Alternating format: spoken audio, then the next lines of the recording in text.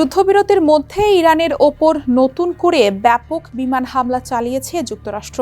একই সঙ্গে ইরানের আন্তর্জাতিক বাজারে তেল বিক্রির অনুমতিও বাতিল করেছে ওয়াশিংটন।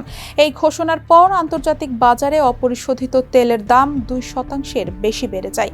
হরমুজ প্রণালীতে 3টি বাণিজ্যিক জাহাজে হামলার ঘটনার পর মঙ্গলবার যুক্তরাষ্ট্র এই পদক্ষেপ নেয়। মার্কিন সামরিক বাহিনীর সেন্ট্রাল কমান্ড জানিয়েছে, অভিযানে ইরানের 80টির বেশি লক্ষ্যবস্তুতে হামলা চালানো হয়েছে। এর মধ্যে ইসলামিক রেভলিউশনারি গার্ড কর্পসের 60টির বেশি ছোট নৌযান ধ্বংস করা হয়েছে।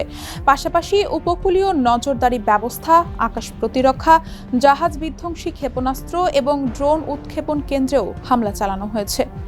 তবে ইরানের খাতাম আল আনবিয়া সেন্ট্রাল হেডকোয়ার্টার্স যুক্তরাষ্ট্রের হামলাকে নগ্ন আগ্রাসন বলে আখ্যা দিয়েছে।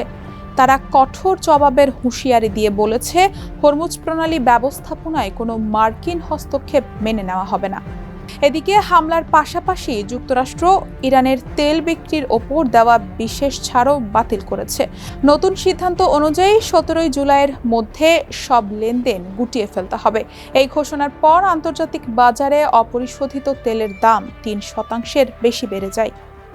গত মাসে যুক্তরাষ্ট্র ও ইরানের মধ্যে হওয়া অন্তর্বর্তী যুদ্ধবিরতি চুক্তির আওতায় 60 দিনের মধ্যে একটি স্থায়ী সমঝোতায় পৌঁছানোর আলোচনা হওয়ার কথা ছিল।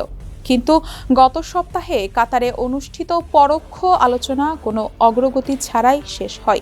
এরই মধ্যে মার্কিন প্রেসিডেন্ট ডোনাল্ড ট্রাম্প আবারও ইরানে হামলার হুমকি দিয়ে বলেছেন, হয় আমরা একটি চুক্তিতে পৌঁছাবো, নয়তো কাজ শেষ করে দেব। অন্যদিকে ইরানের পররাষ্ট্রমন্ত্রী আব্বাস আরাকচি বলেছেন, হুমকি অব্যাহত থাকলে স্থায়ী চুক্তি নিয়ে কোনো আলোচনা শুরু হবে না।